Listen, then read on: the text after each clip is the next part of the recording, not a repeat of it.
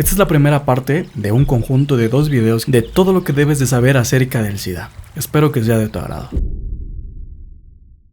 En 2023 se contaron alrededor de 39.9 millones de personas en todo el mundo con esta enfermedad. Solo en México hay 370,000 y de estas, el Estado de México tiene el primer lugar. Es por esto que actualmente es un problema de salud pública. Con estos números, lo más seguro es que conociste o conocerás a alguna persona con esto. Dicha enfermedad se encuentra el 80% en hombres, el 19% en mujeres y el 1% restante en menores de 15 años. Por supuesto, estamos hablando del VIH o SIDA, y esto es todo lo que debes de saber acerca de esta increíble enfermedad. Así es que sin más, comencemos.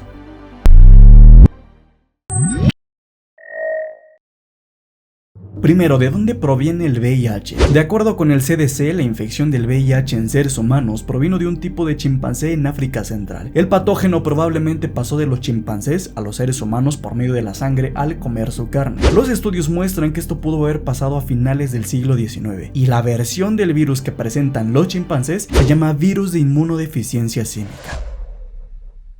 ¿Cuál fue la primera persona que tuvo VIH? El primer caso de lo que posteriormente se conocería como SIDA se notificó el 5 de julio de 1981, cuando investigadores de Atlanta en Estados Unidos informaron sobre un aumento en el diagnóstico de casos de neumonía y sarcoma de Kaposi en hombres jóvenes, enfermedades de las que ya vamos a hablar más adelante. Según una publicación realizada en 2002, indica que estas enfermedades nunca habían sido relacionadas con ningún cuadro clínico severo en sujetos con problemas inmunológicos. Un año después, en 1982, Bruce Foiler, ex director de la National Gay Task Force, propuso llamar a la nueva enfermedad como síndrome de inmunodeficiencia adquirida, lo que hoy se le conoce como SIDA. ¿Pero qué tiene que ver la comunidad LGBT aquí? Pues como lo vimos al inicio del video, de los casi 40 millones de personas que tienen VIH en la actualidad, el 80% son hombres jóvenes en edad reproductiva, perteneciendo un buen número de estos casos a la comunidad LGBT. Es por esto el gran estigma que se les ha tenido a lo largo de los años.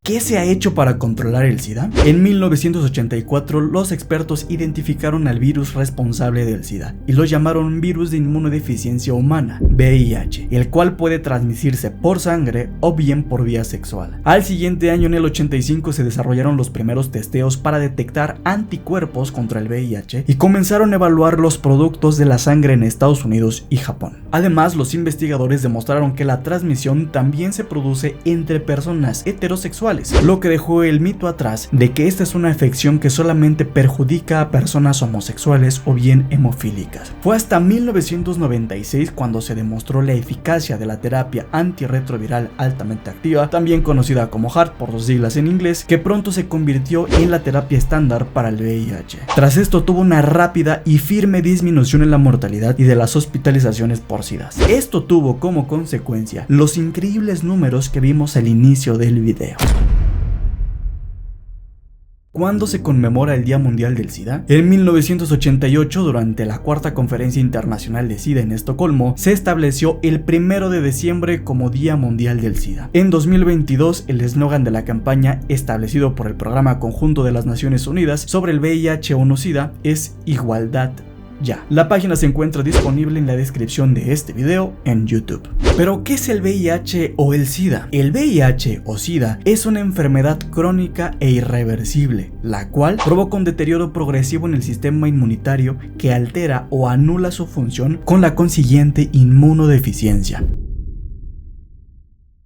Es decir, destruye tu sistema inmunológico y esto hace que otras enfermedades llamadas oportunistas acaben contigo en muy poco tiempo. VIH y SIDA son términos que se han utilizado indistintamente para describir esta enfermedad, pero para entenderlo es necesario que sepas que son cosas diferentes. VIH son las siglas del nombre del virus de inmunodeficiencia humana, es decir, el agente que causa la enfermedad, y SIDA son las siglas del síndrome de inmunodeficiencia adquirida, es decir, la enfermedad de sí. Estos dos términos es importante que los diferencies porque vamos a hablar de ellos en todo el video. La enfermedad tiene varias etapas en las que el cuerpo cuerpo se va degradando poco a poco hasta llegar a la muerte. Los síntomas que más se presentan durante el VIH son fiebre, dolor de cabeza, erupción cutánea, en el caso de la boca, enfermedad periodontal, gingivitis, boca seca, entre otros. Pero como te puedes dar cuenta, estos signos y síntomas los comparten con muchas otras enfermedades o padecimientos, como una simple gripe. Es por esto que es extremadamente diagnosticarlo de manera temprana y solamente se puede sospechar fuertemente cuando los síntomas están muy avanzados. Entonces, lo primero que deberíamos de saber de esta enfermedad es cómo saber que la tengo.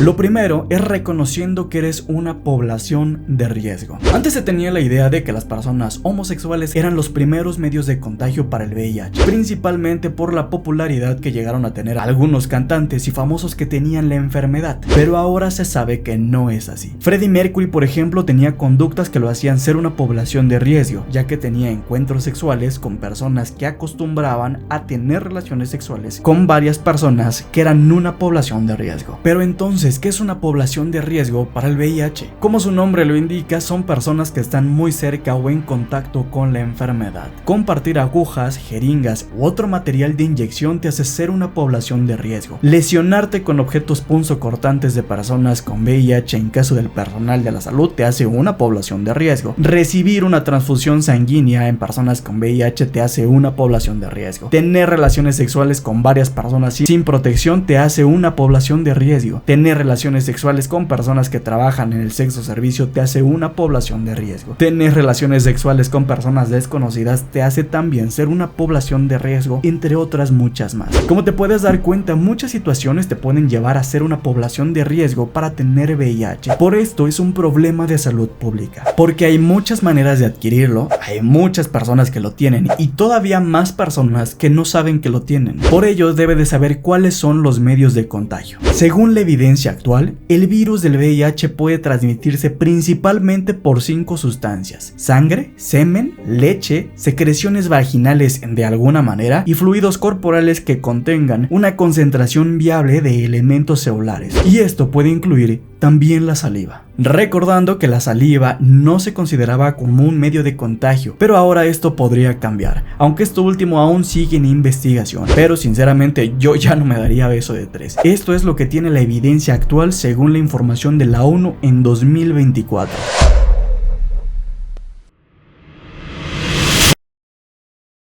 Los medios más comunes por los que la gente se contagia de VIH son el contacto sexual, vaginal, anal u oral con una persona infectada con VIH, la exposición parenteral a sangre u otros fluidos orgánicos contaminados, el uso compartido de agujas, jeringas u otros instrumentos punzocortantes, principalmente estupefacientes, y de una madre infectada al hijo durante el embarazo, el parto o bien la lactancia. Ahora, ¿qué pasa si sospecho que tengo el virus del VIH? Porque he hecho al menos una de las cosas que vimos anteriormente. Vamos a poner sobre la mesa 2 escenarios. Hay millones de escenarios, pero creo que estos te pueden ayudar a curar la incertidumbre. El primero es que hayas tenido relaciones sexuales de riesgo, es decir, sin protección o con una persona de riesgo como una persona desconocida, una sexoservidora, sexoservidor, persona contaminada, etc. Y la segunda es en el caso del personal de la salud, que se haya pinchado con una aguja o instrumento punzocortante de alguien que sepas que tiene VIH. Entonces, ¿qué es lo que debo de hacer en caso de sospecha de contagio de VIH? Primero, guarda la calma. Aunque actualmente aún no hay una cura como tal, ya hay muchos tratamientos que ayudan a tener una vida bastante normal en el caso de tener ya VIH. Y segundo, el SIDA es una enfermedad dosis dependiente. Con esto, a pesar de los pinchazos con material contaminado, es bastante raro desarrollar la enfermedad. Se estima que el desarrollo de la infección después de estos accidentes es de cerca del 0.3%. Hace un tiempo hubo una leyenda urbana que decía que había agujas contaminadas con el virus del VIH en asientos del cine y otros lugares públicos. Esto también se hizo que se hiciera muy viral la enfermedad, mediáticamente hablando, claro. Incluso se hicieron historias bastante tristes en donde una chica se enamoraba de un chico desconocido y tenían relaciones sexuales. Y al otro día, ¡pum!, un letrero que decía: bienvenido al mundo del SIDA. ¿Hasta qué punto sean o no cierto estas historias? No lo sé. Pero lo que sí es real es que son los dos medios de contagio más comunes: las relaciones sexuales sin protección y la exposición con agujas contaminadas. Por ello, vamos a ver qué hacer en cada caso. Si te llegaras a lastimar con un objeto punzocortante que sabes que tiene VIH, en el caso del personal de la salud, dentistas, enfermeras, médicos, etc., debes de lavar de inmediato la zona a profundidad con un jabón neutro y después colocar antiséptico. Este protocolo no es exclusivo para este tipo de contaminación, en realidad es lo que se debe de hacer para cualquier tipo de herida de exposición, como mordedura de perro para prevenir la rabia o lesiones con metales para prevenir el tétanos. Por eso es que siempre se te recomienda traer contigo un desinfectante. En el caso particular del VIH se puede dar una profilaxis posterior a la exposición, es decir, te expusiste por cualquiera de los medios que vimos anteriormente al VIH y te salieron con este letrero.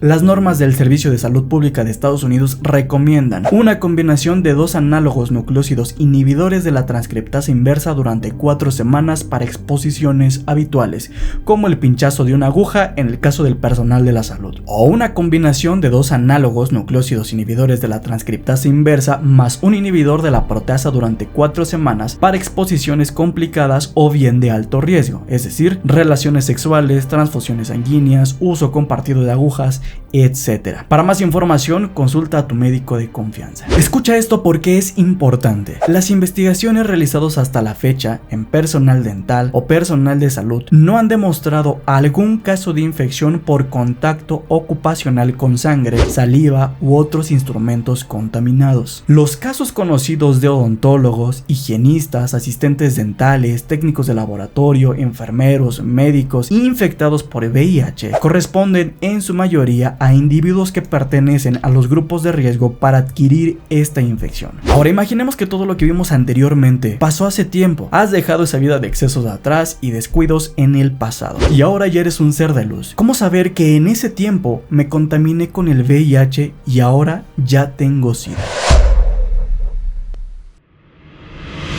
Hay algunos signos y síntomas que te podrían hacer sospechar fuertemente si tienes esta enfermedad. Según el CDC, o Centro de Control de Enfermedades, clasifican a los pacientes infectados por VIH con base en las enfermedades asociadas a esta infección, así como el recuerdo de linfocitos TCD4 positivos. Esto quiere decir que hay condiciones que están estrechamente relacionadas con la enfermedad, como candidiasis bucal, pérdida de peso, linfadenopatía persistente, diarrea, malestar en general, artralgia, gingivitis úlcero-necrotizante, periodontitis úlcero-necrotizante, tuberculosis, herpes, clamidia, entre otros muchos más. Y por supuesto también un conteo bajo de linfocitos TCD4. ¿Cómo sé que tengo un conteo de linfocitos TCD4 positivo? Bueno, pues esto lo vamos a dejar para una segunda parte de cómo saber que tengo SIDA. Te dejo el video después de este. Como siempre, espero que este video te haya gustado, pero sobre todo que hayas aprendido. Te recuerdo mi nombre, yo soy Rodrigo y yo te veo en un próximo video.